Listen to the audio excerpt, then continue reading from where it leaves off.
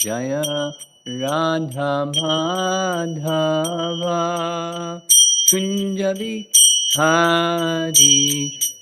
Radha Madhava Kunja Bihari Jaya Radha Madhava Kunja Bihari Jaya Radha Madhava Kunja Bihari Gopi Jana Vallabha Girivardhari Gopi Jana Vallabha Girivardhari Gopi Jana Vallabha Girivardhari Gopi Jana Vallabha Girivardhari Jasodanandana Vrajajanaranjana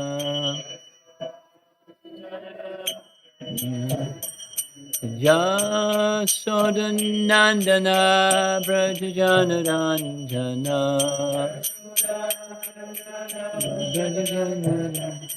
Jamanathiravana Shadi Yamunathiravana Shadi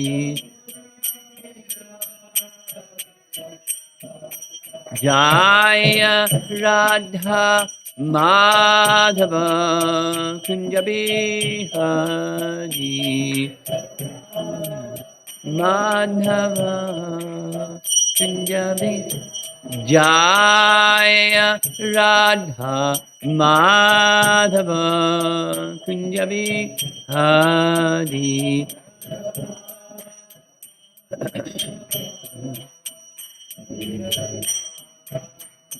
Gopi Jana Vallabha Girivardhari Gopi Jana Vallabha Girivardhari Gopi Jana Vallabha Girivardhari Gopi Jana Vallabha Girivardhari Jasodanandana Vrajajanaranjana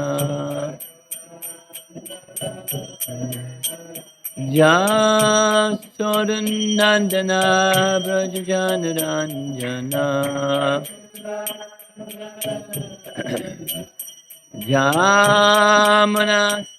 Jamanathiravana Shadi Jamunathiravana Shadi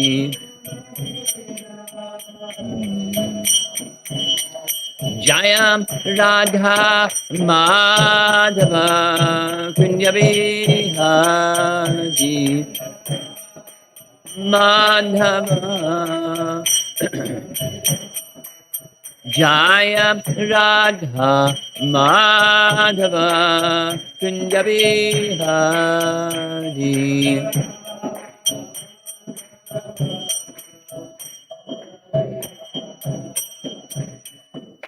Jayom Vishnupada Paramahamsa Harilajikacharya Ashtatara Satasi Simad His Divine Grace A.C. Bhaktivedanta Swami Srila Prabhupada Ki Gaura Premanandi.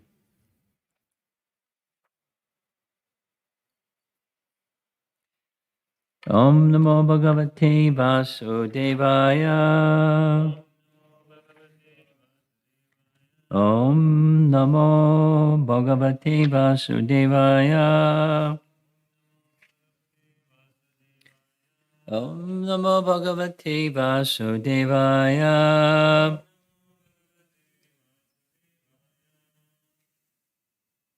I would like to continue with the reading that I've been doing in morning classes for the past several months, reading from Uddhava Gita.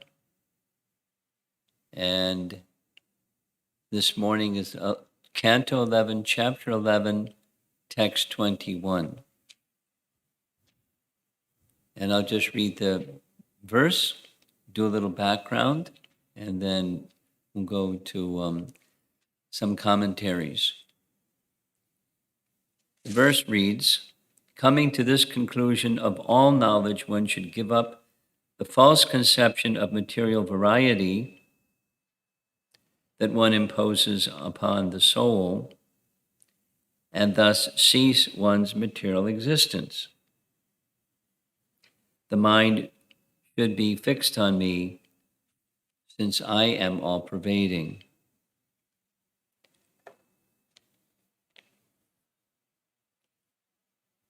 So some background that leads up to this. Uddhava Gita begins with chapter 7 of Canto 11. And going back to chapter 6 of Canto 11, there's several, like 6 parts, but it's Krishna's preparing to leave.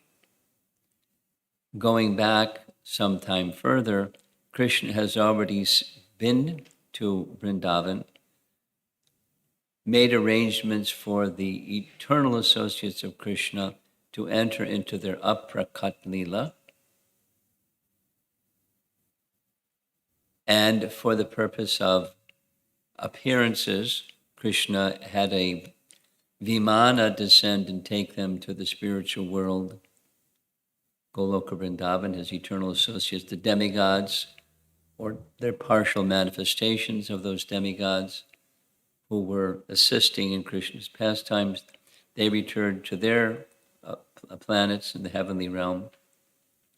And then Krishna went to Dwaraka to finish his pastimes in Dwaraka.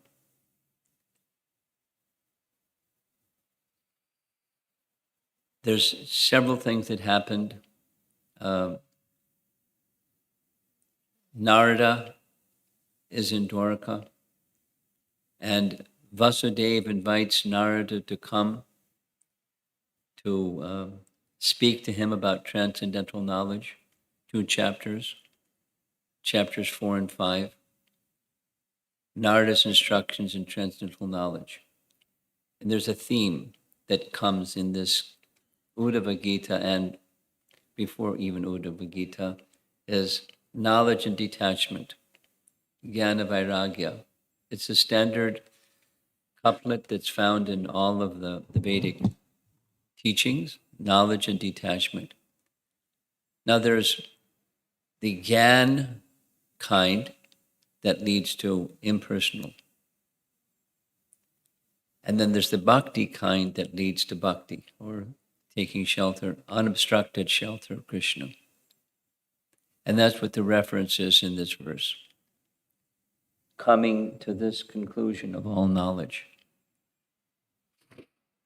So this conclusion of all knowledge means the devotional conclusion of all knowledge, not the impersonal.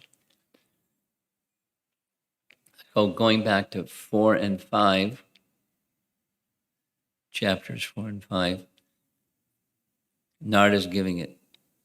Vasudeva is not a neophyte. He's Krishna's eternal associate. But he's speaking knowledge and detachment. Chapter 6 begins with a misfortune.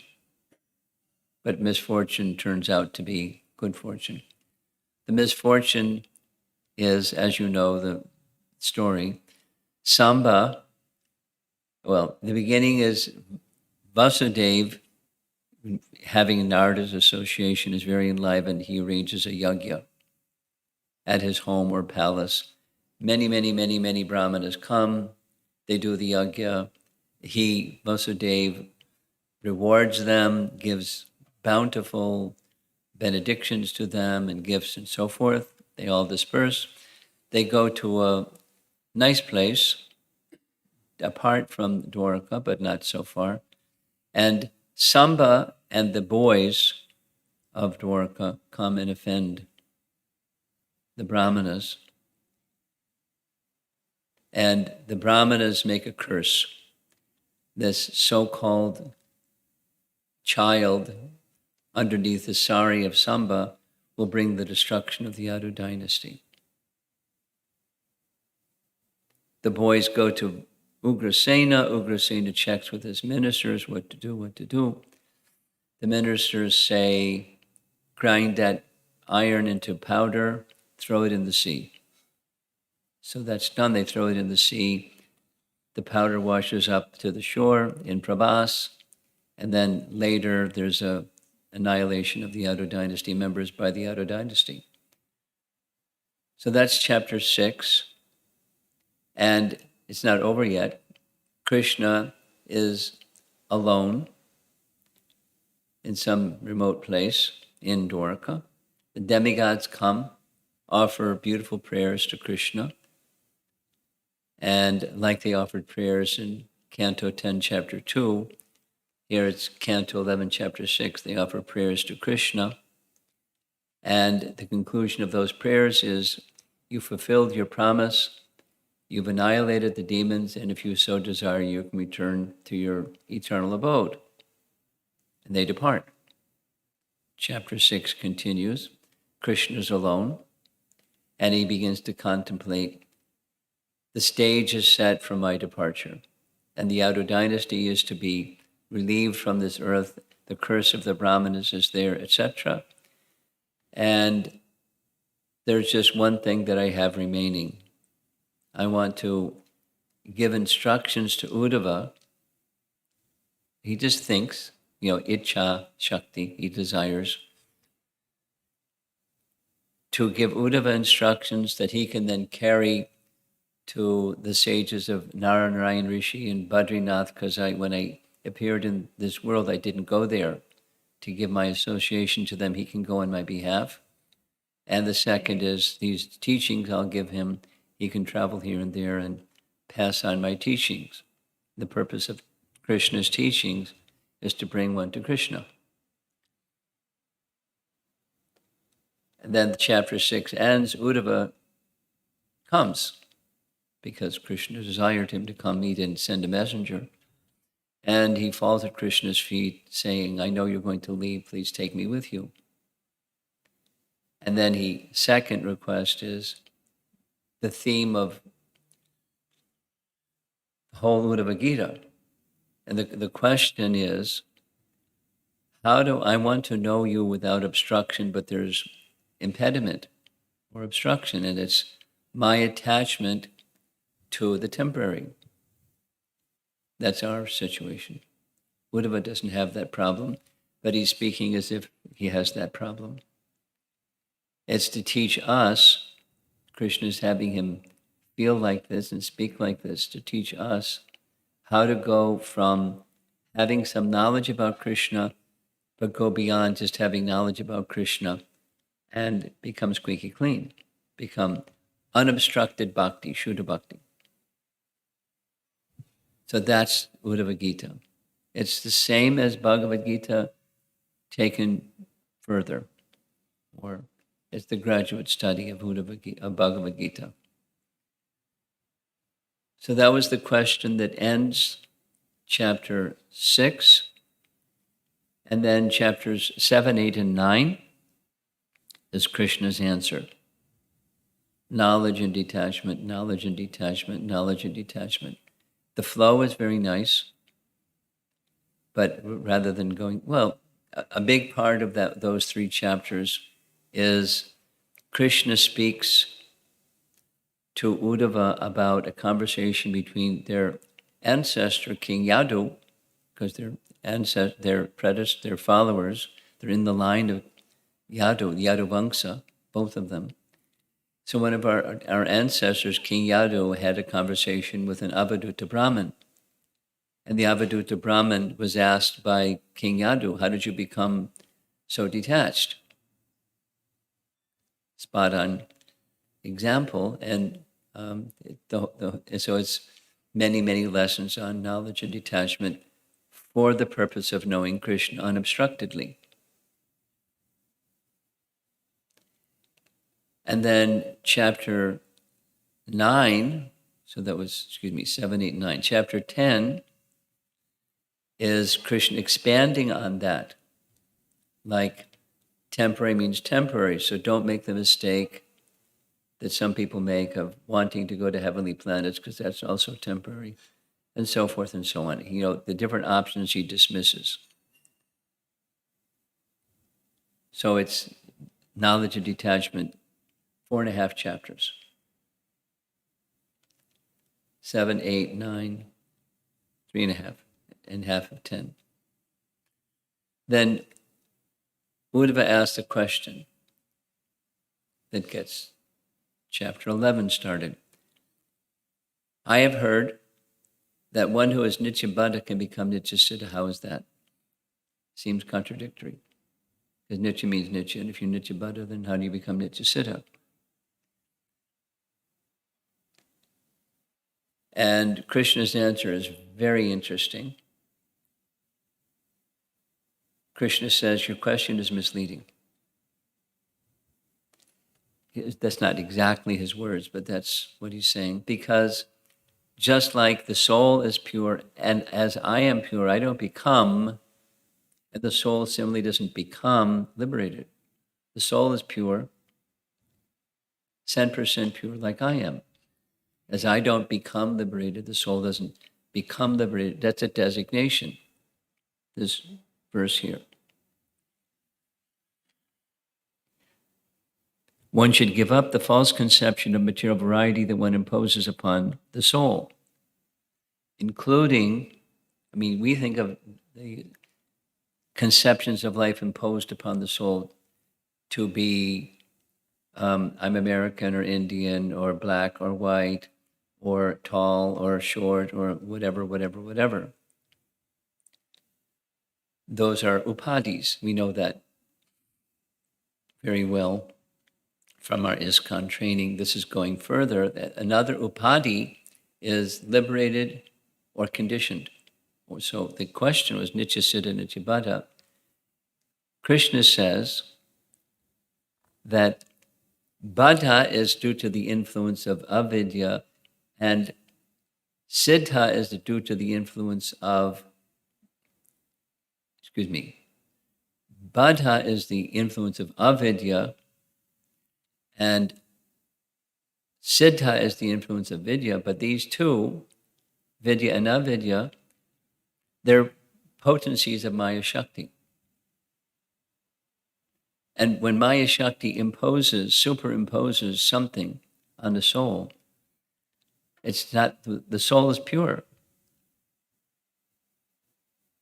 There's no becoming liberated because the soul is pure. It's just movements of Maya Shakti superimposing itself on the jiva.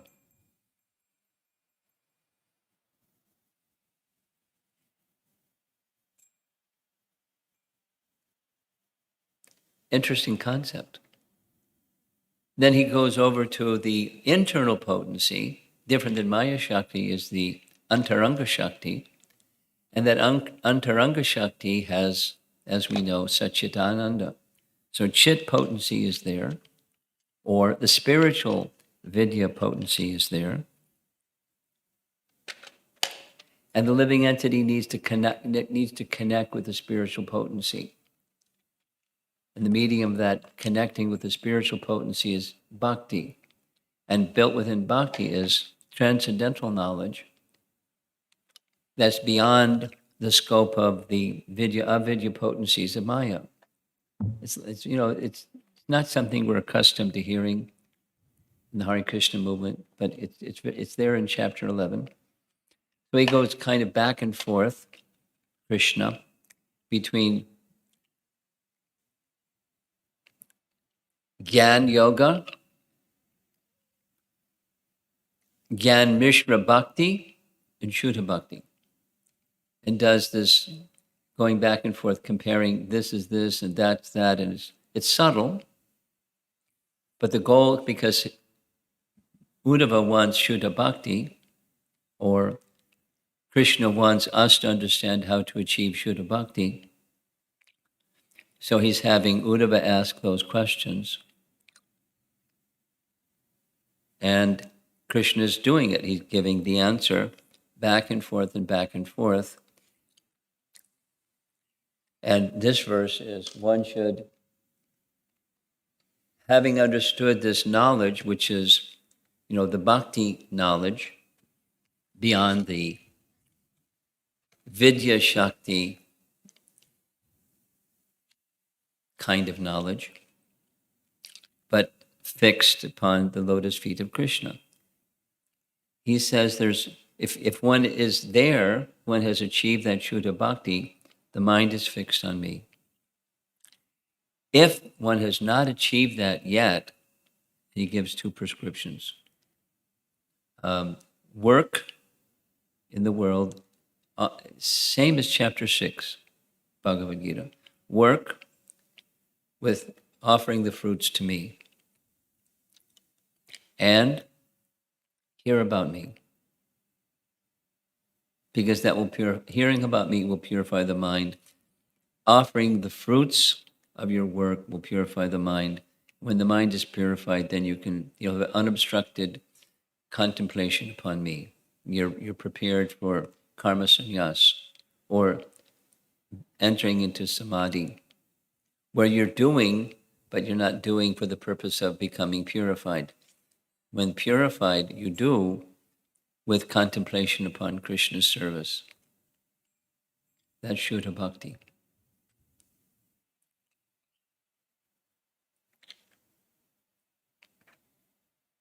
It's subtle, but it's taking, the undergraduate Bhagavad Gita lesson into the graduate level. Now I'm going to, commentary on that verse is found in a number of places. I'm reading from Jiva Goswami's Bhakti Sandarbha that speaks about this verse. Yeah. And it's like several pages long. Bhakti Sandarbha, Anuchhed 173. It's, it's just this one Anuchhed has about 8 pages. Bhakti Sandarbha is very profound. So Jiva Goswami is taking, among other things, this section of Uddhava Gita and drilling down and down and down, and what are the elements. So the particular section I'm reading from has to do with faith, because in Uddhava Gita, chapter 20, faith is really important. And faith, Krishna teaches, arises from association with devotees, specifically faith in hearing topics about me, because that's what we're doing, hearing topics about Krishna, Krishna's teachings and his devotees and so forth. And when one has acquired or developed some faith in hearing topics of Krishna, the teaching in this section of chapter 11 is the mind that is now colored by the modes of nature, and coloring mind doesn't see things properly. You see things filtered. You see according to the filter.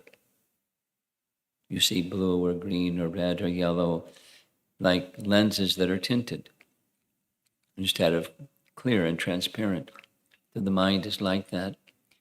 And hearing with faith has the hearing message has potency.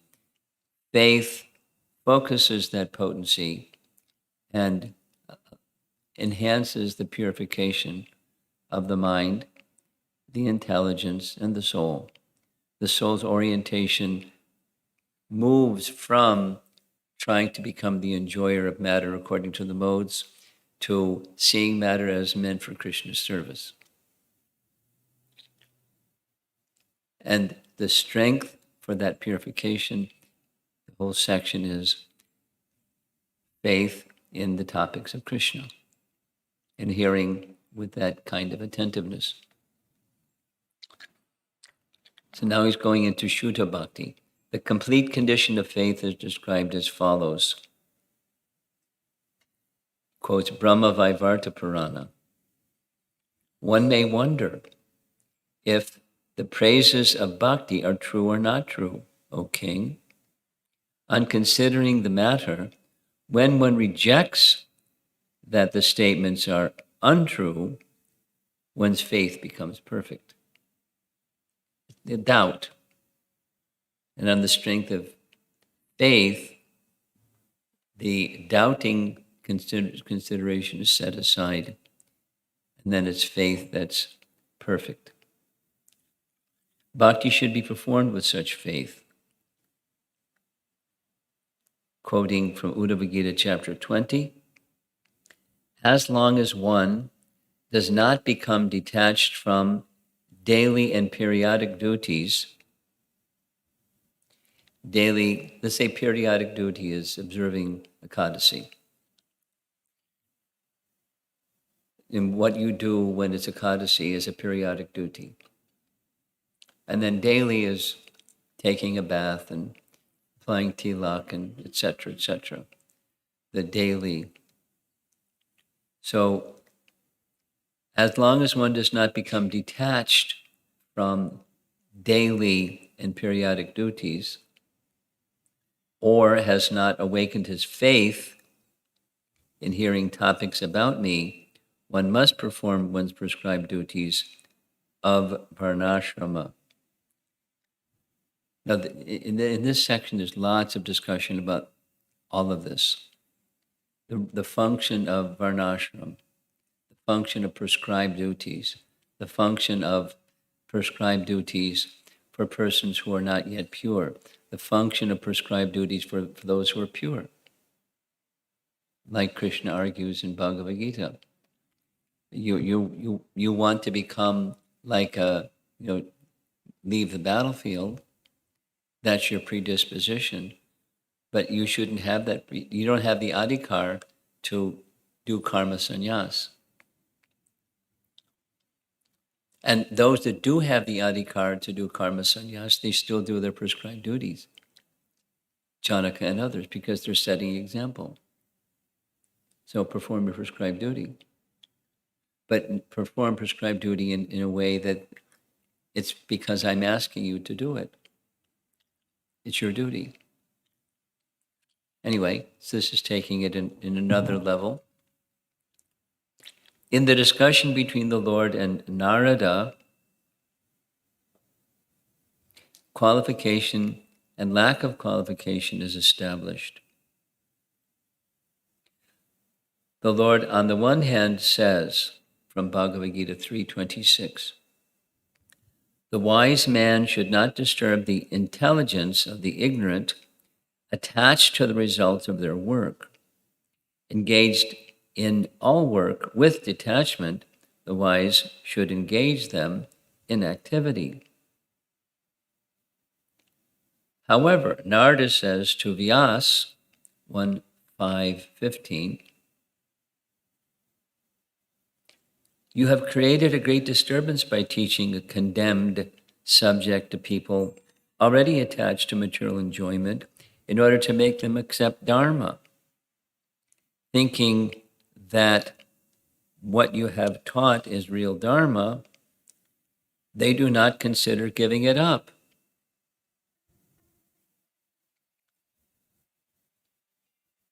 Ajita says concerning qualification, Canto 6, Chapter 9. One who knows the highest good will never instruct a foolish person to engage in material enjoyment, just as an experienced physician does not give his patient food injurious to his health, even if the patient desires it. Paragraph. Though faith is the qualification for Ananya Bhakti, that faith does not arise in the ignorant. They are not the audience for instructions to give up karma and perform bhakti. But it is not a fault to give instructions to that ignorant person if one discerns some qualification from impressions of his previous birth. By acting otherwise is a fault for the instructor. Later it will be mentioned that this is an offense to instruct faithless people. Shradadani vimukte pi ashrinvati yas chapadeshaha. Now let us return to the subject. Having explained the qualification for karma, jnana, and bhakti, the Lord instructs that even karma should lead to worship of the Lord.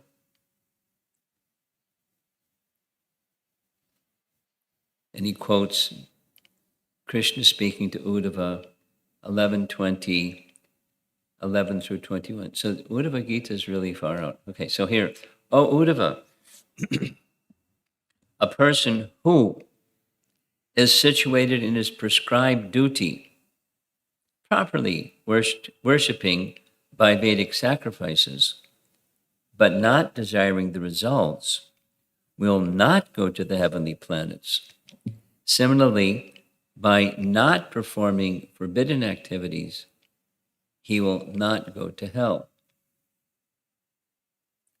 And the next is this key verse.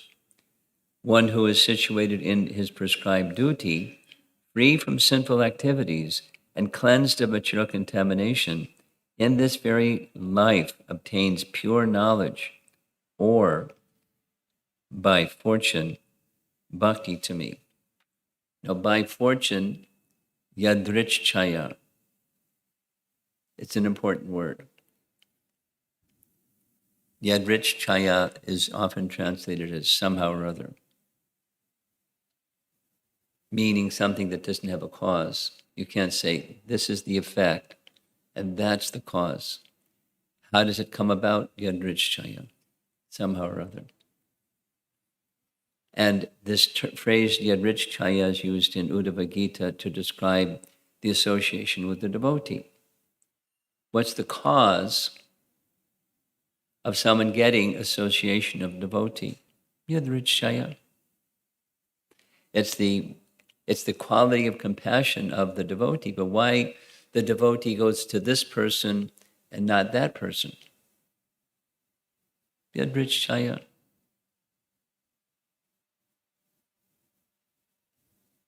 So the good fortune is this yadrichchaya, by which bhakti awakens, is association of devotees. So now with that in mind, I'll read the verse again.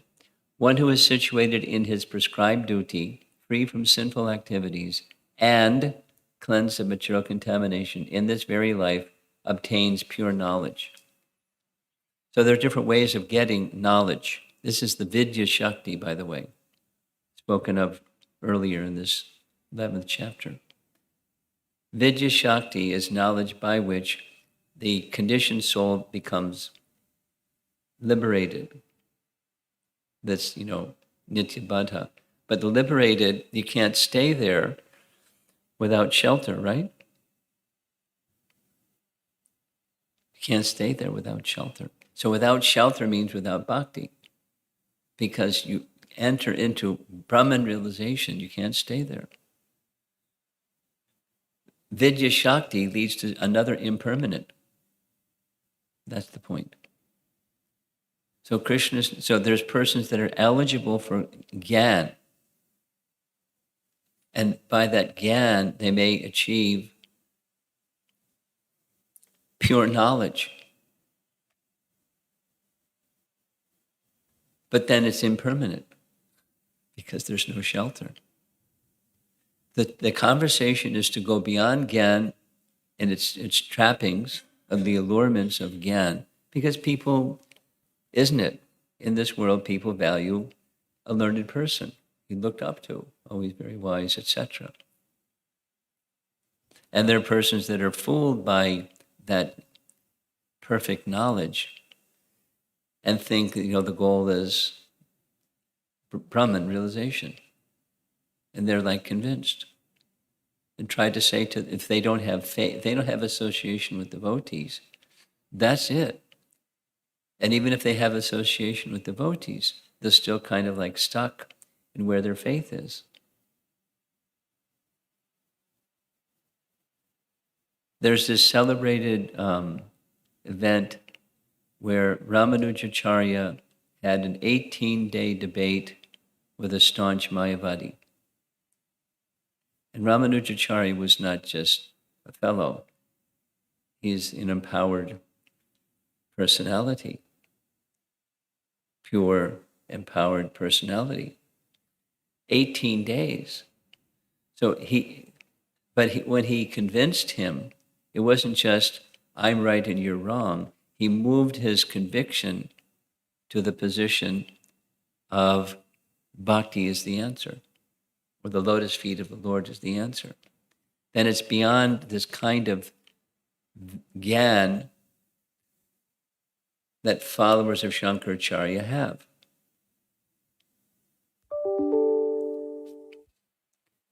Or going back to this earlier discussion in the chapter, Gyan Shakti, that leads to liberation. So pure knowledge that leads to liberation, but it's a liberation that's impermanent. Aruya Krishena Param Padam Tada Patant Yudod Yadvada Yushmadangraya.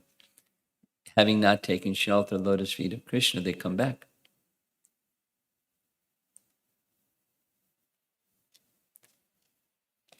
Continuing. The commentary says, quote, Anashi kama means desiring no results. Anashi kama means desiring no results. Other desires are rejected.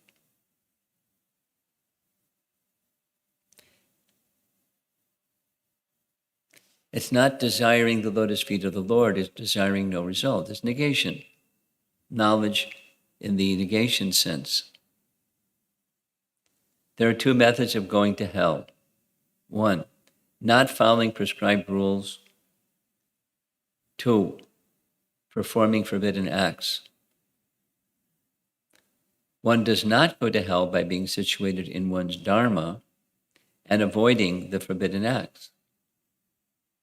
Desiring no results, nashi kama, means not even desiring swarga in this body. A person who has given up forbidden acts, anaga, who has eliminated impurities like material attachment, attains pure knowledge. Or, by chance, bhakti. To me, this indicates that bhakti is rarer than gyan.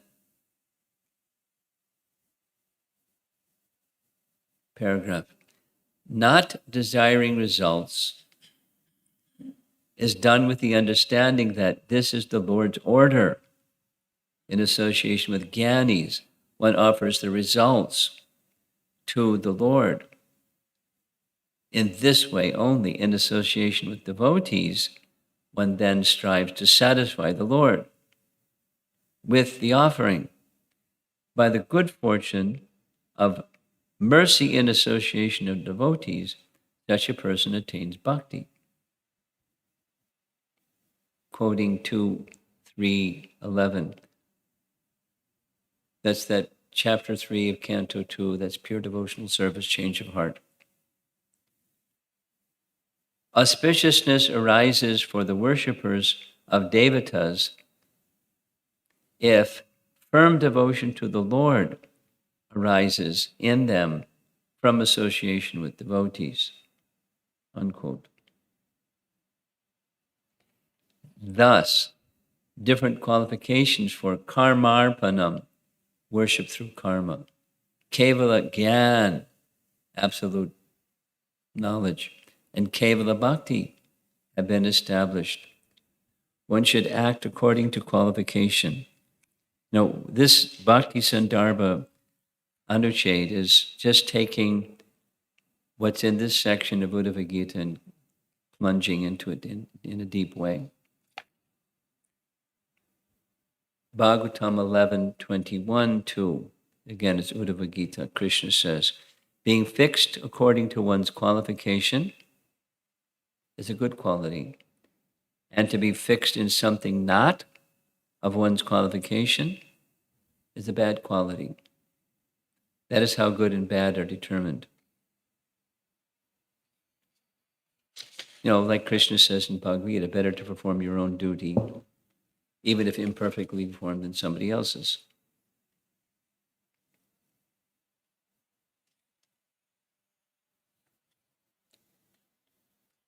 Yeah.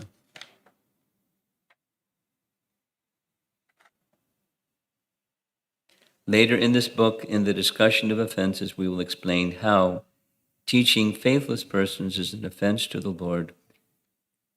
Now we will return to the discussion at hand.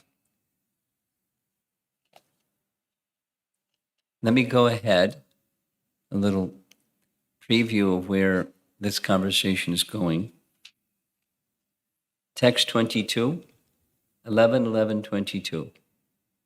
My dear Uddhava, if you are not able to free your mind from all material disturbance and thus absorb it completely on the spiritual platform, then perform all your activities as an offering to me without trying to enjoy the fruits. Then next, 23:24. My dear Uddhava, narrations of my pastimes and qualities are all auspicious and purify the entire universe. A faithful person who constantly hears, glorifies, and remembers such transcendental activities, who, through dramatic performances, relives my pastimes, beginning with my appearance, and who take full shelter of me, dedicating his religious, sensual, and occupational activities for my satisfaction, certainly obtains unflinching devotional service to me, the eternal personality of Godhead. I'm just giving you a picture because we're going to be spending the rest of the week going over this in more detail. Purification, to go from mixed bhakti, where there is knowledge, to go to Shuddha Bhakti, where it's just simply surrendered to the personality of Godhead. And, what it looks like and the way to get there.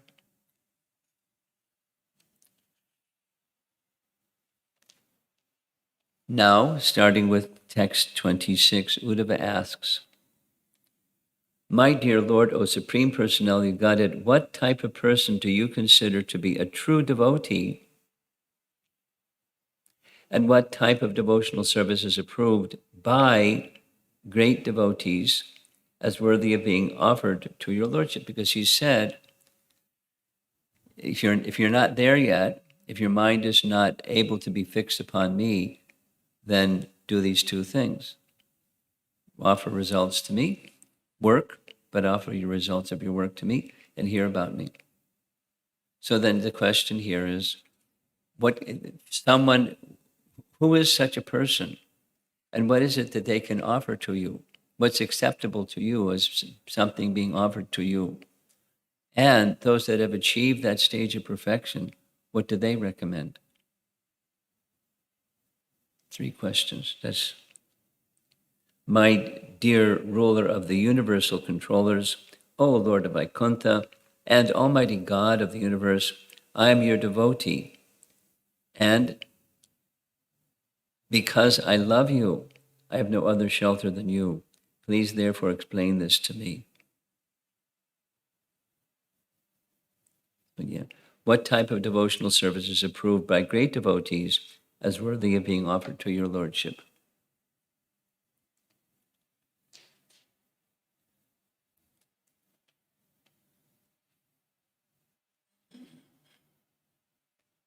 It's a continuation of Bhagavad Gita's discussion. Sarvadharmam prityaja mamekam sharanam braja.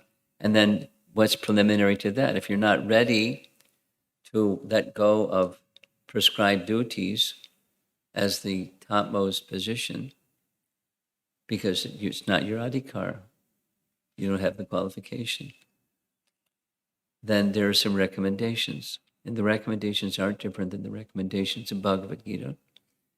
But Krishna is explaining it here to Uddhava in more detail. Because Arjuna is a pure devotee and Uddhava is a pure devotee. Arjuna is more of a warrior, and Uddhava is something like Krishna's father, Vasudeva. Vasudeva is of the royal family, and Vasudeva had a brother named Devabhaga, and Uddhava was his son. So Uddhava is like Devabhaga and Vasudeva. They're not military men. They're Kshatriyas, but they act more in the capacity as ministers. That's what Uddhava did with Krishna. He was acting like a minister. He didn't have bow and arrows and a chariot to go to battle when needed. He was a different type of Kshatriya. So Krishna's explanation to Uddhava is a different type of explanation. Principles are not different. The way that they're presented is appropriate for the person. And appropriate for us is, or people in general, is Bhagavad Gita. And graduate study for Vaishnavas, as they become more and more Brahminical in inclination, is Uddhava Gita. And it's very subtle.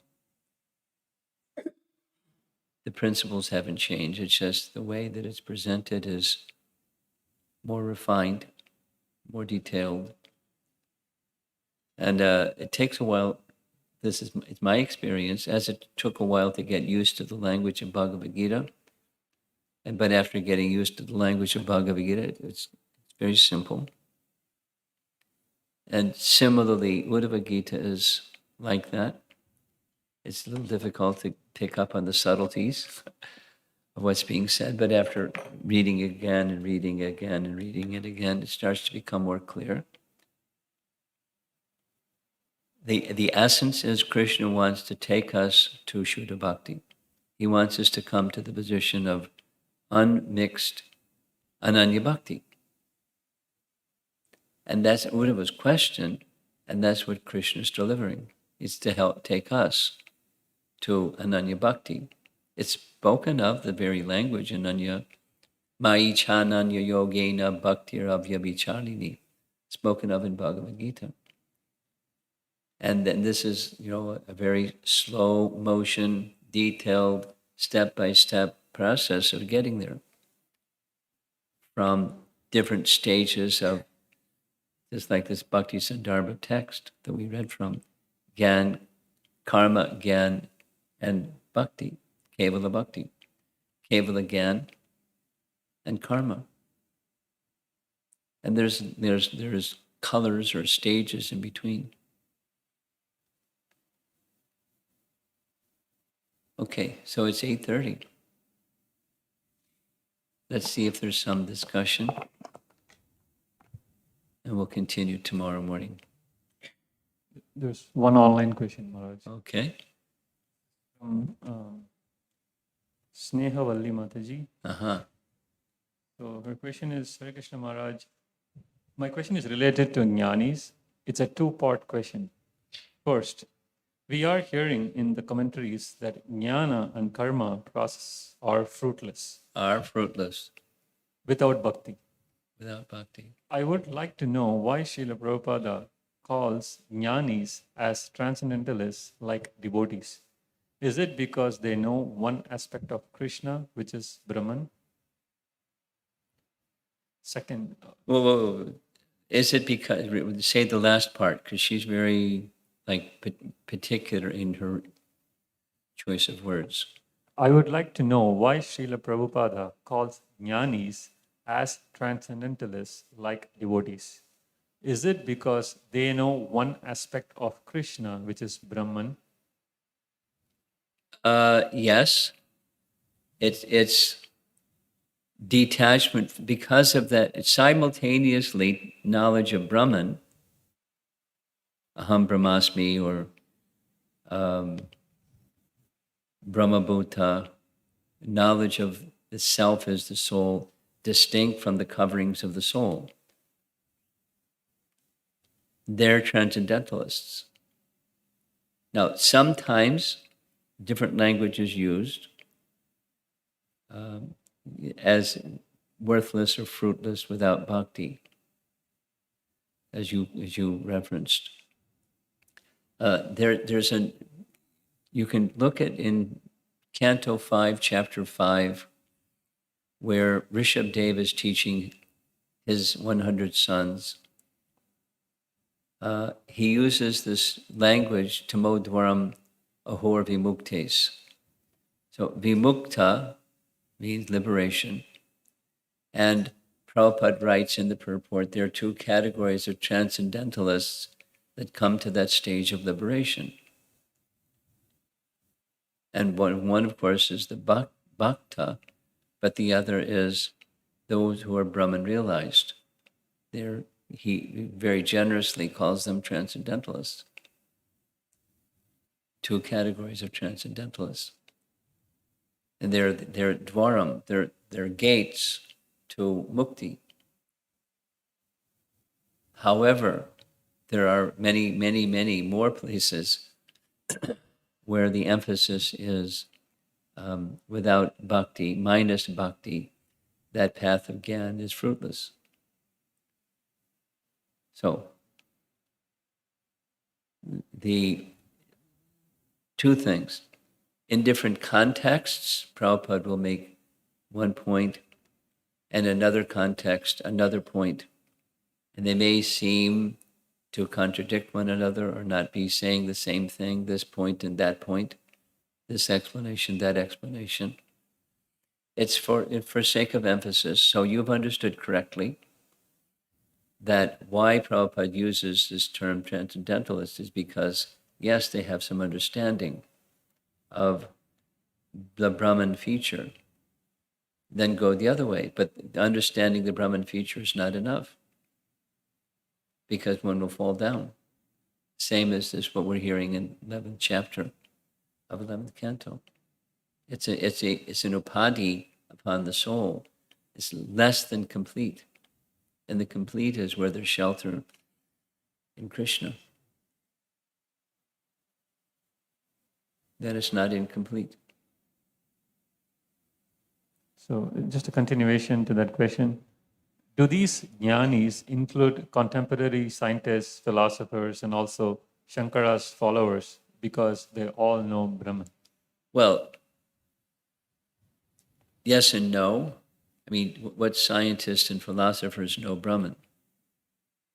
Even theoretically, what to speak of practically. And for that matter, Mayavadis. Which Mayavadi practically, not just theoretically, understands Brahman? Their definition, the Mayavadis, is definition by negation. It's not understanding what Brahman is. It's just definition. It's not this, not this. And how many scientists and philosophers are involved in the not this, and come to the conclusion of Brahman? So your conception of who this includes is a little bit of a stretch. So there is a comment from Gail Mataji. You actually answered my question before I asked it and gave direction on how to proceed. Thank you. Gail Mataji. There's one more question from Radhika Mataji, Sri Radhika Mataji. In the beginning of Srimad Bhagavatam, Vyasadeva clearly outlines that this literature rejects cheating religion and is not written for those interested in material enjoyment. Yet, as a Falastuti, at the end of several pastimes, such as Maharaj Prithu pastime, I read with the children this morning. I read with the children this morning. Uh, There are various material benedictions. Material benedictions. Why are such benedictions given? Nice question.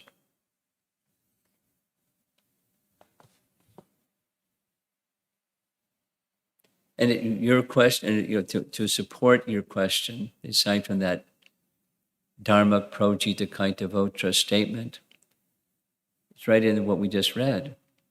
A learned person will never encourage a materialist to do material things or to strive for material gain. The Bhagavatam kicks that out, so why is it there?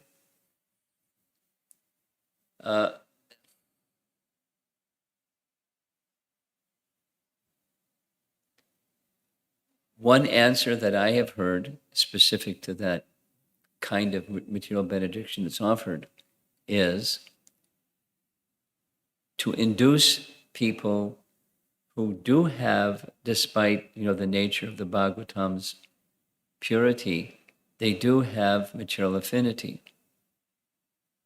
And for those that do have material affinity, although what the Bhagavatam holds for the reader is way beyond that whatever material affinity can gain for you. It's true that those who engage in devotional service, Krishna may give that which one has material affinity for. But that's not the gift of Shuddha Bhakti. But one may need the material affinity perk to keep going to come to the stage of Shuddha Bhakti.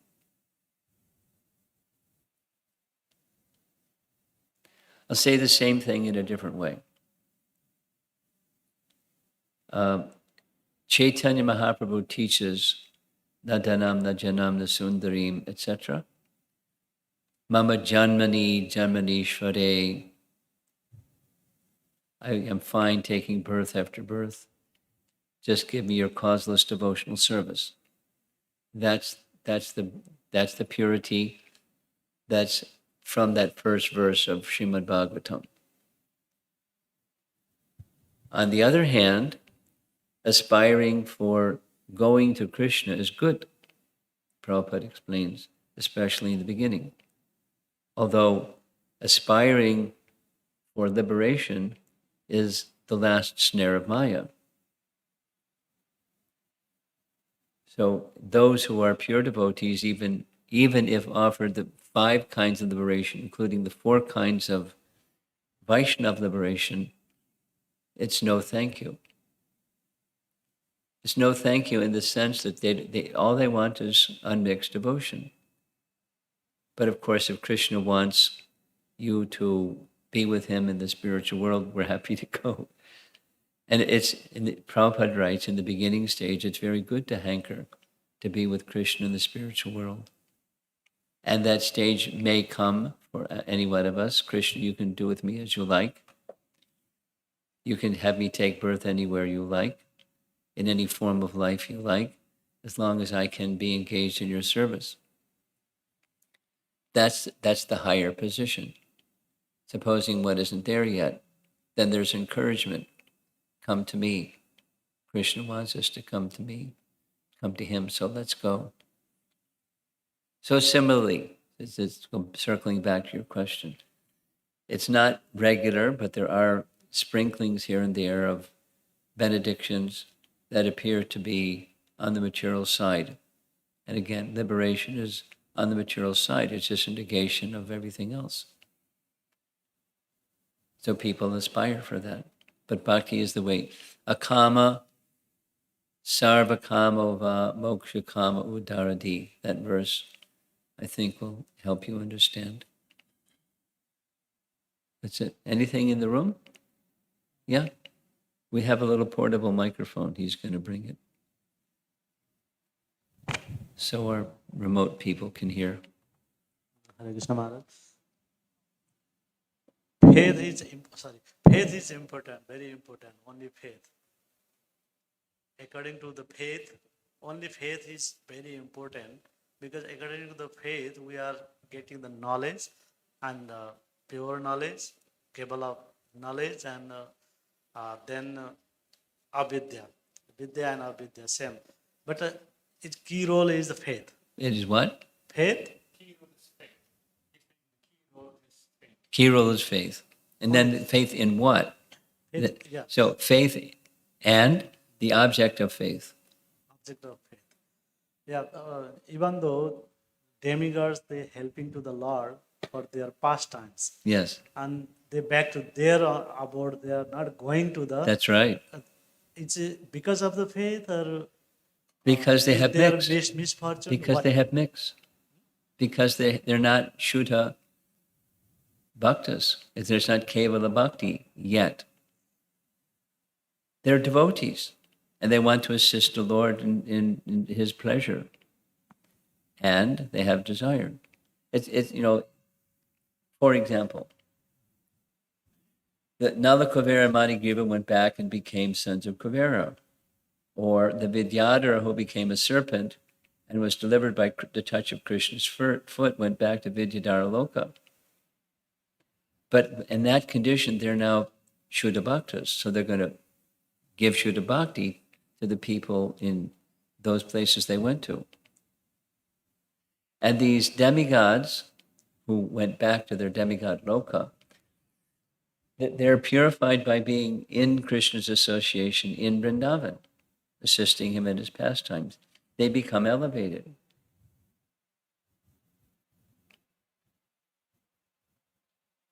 However, it's not necessarily they become Kevala Bhaktas. Like, for example, Indra and his offense to Krishna. He got Krishna's association, etc. But he goes back to Indraloka, and he still makes his boo-boos in Indraloka. Because he's not in that stage yet. However, one who's in that stage, they go directly to the spiritual world.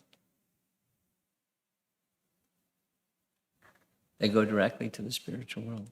So there's all kinds of gradations for those who are engaged in service to Krishna, us included, but demigods included. There's gradations. So now back to the starting point. Faith is what's imperative. And faith that my mission in life is to come to the stage of Shuddha, or completely pure, where there's no other interest. And for most of us, we're not there yet.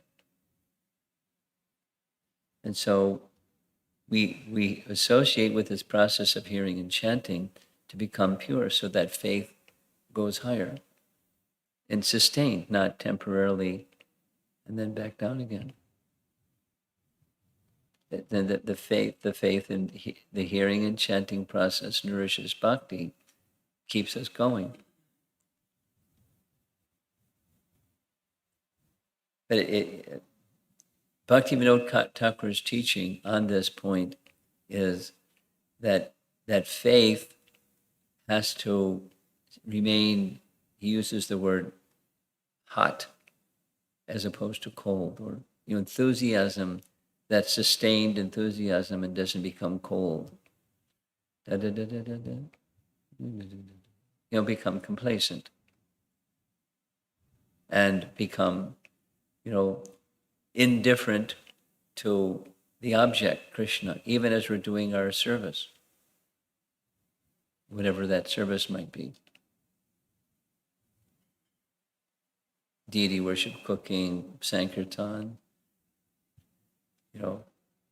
kirtan, etc. Faith, when it's matured, comes out in the form of faithful service, not just doing over a period of time, but where there's this intensity of wanting to be in our eternal relationship with Krishna again. that we read this nice definition. When faith is in this complete stage, no duties. It's just love. Things will be done, but it's not on the platform of duty. No, it's good to get to the platform of duty. That's mode of goodness. And it's better than good to go to the place where it's no longer required because the mind is pure. So their mind is not pure, therefore they go back.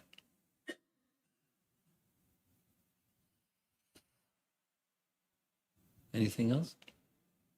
More? Edrichaya, we have to faith, and then also we have to depend on like Edrichaya. Yeah. Yes, that's right.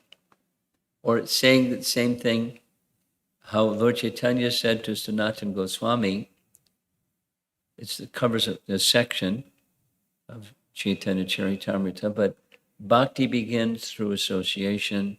It gives many, many verses. And then says, even in the perfected stage, in the mature stage, bhakti is imperative, association is imperative. Not just hearing, but sadhu sangha. I mean, when you're with sadhus, that's what you're doing, you're hearing. But it's the association of those who are carrying that bhakti. Sadhu sangha is imperative. Even topmost stage, imperative. Anything else? Okay, and then we're going to end. This is from Gaur Kishore Prabhu. Hare Krishna Maharaj wanted to know till which stage of bhakti there are no chances of fall down. We saw devotees fall down from bhava stage like Bharat Maharaj. It's in Madhurya Kandambani, is the prema stage. Okay, Prabhupada ki jai. So, Maharaj ki.